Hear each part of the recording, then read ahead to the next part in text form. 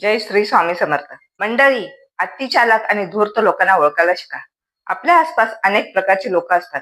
काही साधी सरळ भोळी लोक असतात, तर काही अतिचालाक आणि धूर्त लोक असतात. अशी लोक वरवरची खूप चांगली वाटतात, पण हळूहळू त्यांचा स्वभाव आपल्या लक्षात येतो.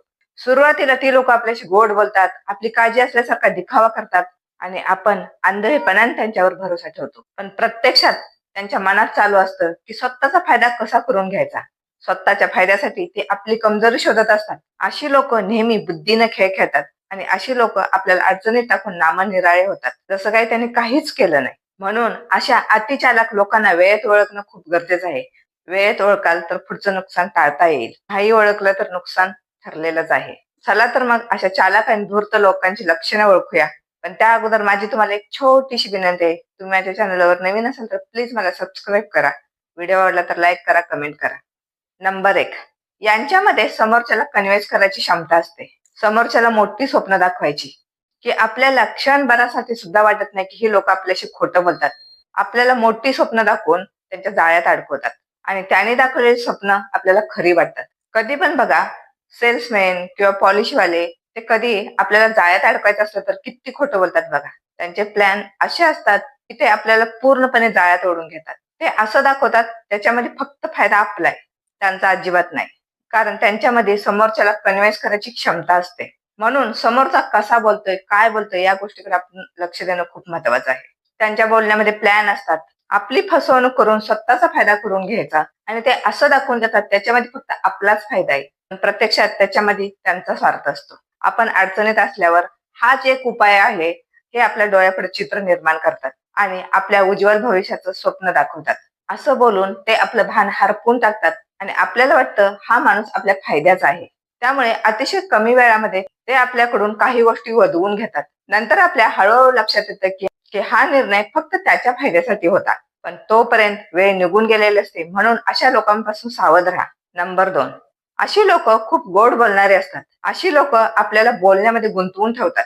अशी लोक बोलण्यामध्ये खूप हुशार असतात आणि अशा लोकांशी बोलताना आपला वेळ कसा निघून जातो आपल्यालाच समजत नाही. अशी लोक आपलं कौतुक करतात, आपल्या मनासारखं वागतात आणि आपल्याला दाखवून देतात की तुम्ही किती खास आहे. तुमच्या प्रत्येक बोलण्यात होकारा देतात, जसं काय त्यांना तुमच्या सगळ्या गोष्टी मान्य आहेत. पण हे सगळं त्यांच्या फायद्यासाठी असतं.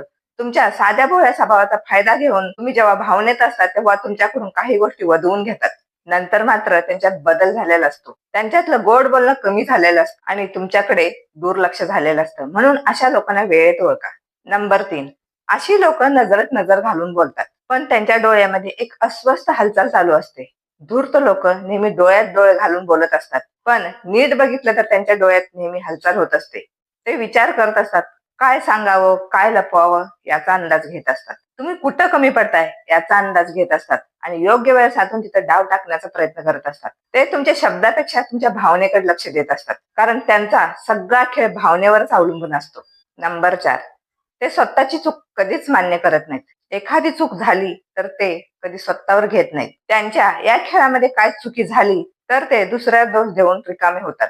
परिस्थिती, माणूस, वेळ सगळे दोषी असतात, पण ते कधीच दोषी नसतात. ते लोक पटाईत असतात दुसऱ्याला दोषी ठरवण्यामध्ये. ते वातावरणच असं तयार करतात की आपल्याला वाटतं चुकी आपलीच आहे आणि हा त्यांचा सगळ्यात धोकादायक गुण आहे. आणि त्यांच्या या स्वभावामुळे आपण आपला आत्मविश्वास हरवून बसतो आणि ते मात्र बळकट होतात. म्हणून अशा लोकांपासून सावध राहा. नंबर 5, तुमची गरज असेपर्यंतच तुमच्याशी नातं ठेवतात. अतिचालाक लोक खूप स्वार्थी असतात.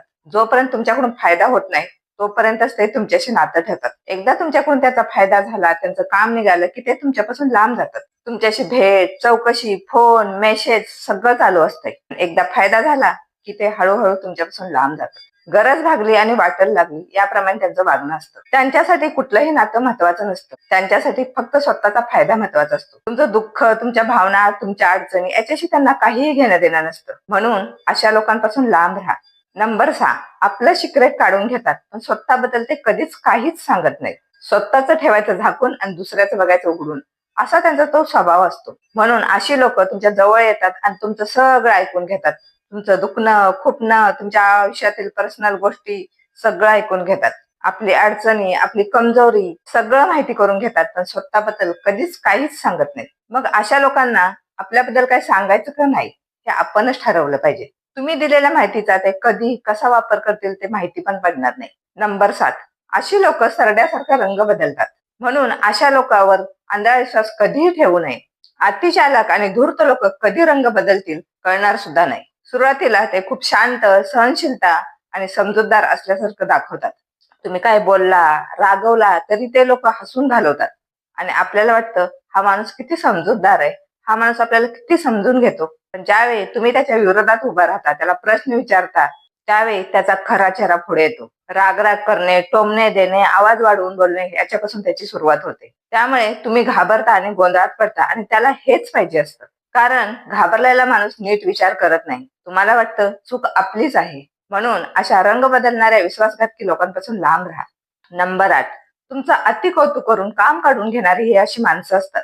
ही माणसं तुमचं एवढं कौतुक करतात की तुम्ही तुमचं भान हरपून जाता. तुम्ही किती चांगले आहात, तुमच्यासारखा कोणीच नाही हे तुम्हाला ते दाखवून देतात आणि तुम्ही त्याच्या बोलण्यात अडकून जाता आणि याच गोष्टीचा फायदा घेऊन तो त्यांचं काम काढून घेतो. सुरुवातीला छोटं काम, नंतर थोडं मोठं काम करत करत तो मोठं काम सांगायला सुरुवात करतो. मग तुम्हाला प्रश्न पडतो की आता त्याला नाही कसं म्हणायचं. त्यानंतर आपल्यावर खूप उपकार केले आहेत, कारण त्याने तशी परिस्थिती निर्माण केलेली असते. पण त्याने तुमच्या भोळेपणाचा फायदा घेऊन स्वतःचा फायदा बघितलेला असतो. त्याचा फायदा झाला की तुमचं कौतुक करणं सुद्धा बंद झालेलं असतं, कारण त्याचं काम पूर्ण झालेलं असतं. नंबर 9, अशी लोक एकांतात वेगळी आणि लोकांसमोर वेगळी असतात. अशी लोक गोड, सभ्य आणि लोकांच्या मदतीला धावणारी दाखवतात. लोकांपुढे ते आपली प्रतिमा चांगली निर्माण करतात. त्यामुळे लोकांना वाटतं हा माणूस किती चांगला आहे. पण खरं तर हा व्यक्ती एकांतात वेगळाच असतो. आणि ही लोक तुम्हाला टोमणं देतात, कुचकं बोलतात, तुमच्यावर दबाव टाकतात आणि हे तुम्ही दुसऱ्याला सांगितलं तर त्याच्यावर कोणीही भरोसा करत नाही. कारण सगळ्यांसमोर त्याचा मुकुटा वेगळा असतो आणि अशी दोन तोंडी लोक खूप धोकेबाज असतात. नंबर 10, अशी लोक पूर्णपणे तुमच्या निर्णयावर नियंत्रण मिळवतात. सुरुवातीला हे लोक तुम्हाला सल्ला देतात, मदत करतात आणि सुरुवातीला तुम्हाला त्यांचा सल्ला सुद्धा योग्य वाटतो. आणि समजा तुम्ही घेतलेला निर्णय कधी चुकला तर तुम्हाला दोष द्यायला रिकामेच असतात. तुला मी सांगितलं होतं ना, तू माझं ऐकलं नाहीस. मग त्यावेळी तुम्हाला तुमच्या निर्णयावर शंका येते. तुम्हाला वाटतं आपण याचं ऐकलं असतं तर बरं झालं असतं आणि तुम्ही प्रत्येक वेळी त्याच्या निर्णयावर अवलंबून राहता आणि स्वतःचा निर्णय स्वतः घेणं बंद करता आणि त्याला हेच हवं असतं. मंडळी, एक गोष्ट लक्षात घ्या, आपण एक स्वतंत्र व्यक्तिमत्व आहे. आपल्या जीवनाचा निर्णय घेण्याचा अधिकार फक्त आणि फक्त आपल्यालाच आहे. मग आपल्या निर्णयामध्ये चूक होऊ, फायदा होऊ, नुकसान होऊ ते फक्त आपल्यामुळेच असेल. म्हणून लोकांच्या अत्याहारी कधी जाऊ नका. मंडळी, जी अतिचालाक, अतिधूर्त लोक असतात ते वरून जेवढी साधी भोळी दिसतात तेवढी ते आतून साधी भोळी नसतात. त्यांचा स्वभाव ओळखायला वेळ लागतो, पण वेळेत ओळखलं की आपलं मोठं नुकसान टाळता येतं. म्हणून अशा लोकांपासून नेहमी सावध राहा. त्यांच्या गोड बोलण्यापासून, त्यांनी दाखवलेल्या मोठ्या स्वप्नांपासून सावध राहा. स्वतःच्या डोक्याचा वापर करा. कोणी अति जवळक साधत असेल तर त्याच्या जवळीक साधण्यामागचा स्वार्थ ओळखा. कारण हे कलियुग आहे. या कलियुगमध्ये स्वार्थाशिवाय कोणीही जवळ येत नाही. म्हणून त्याच्या जवळ येण्यामागचा स्वार्थ शोधा आणि स्वतःला वाचवा.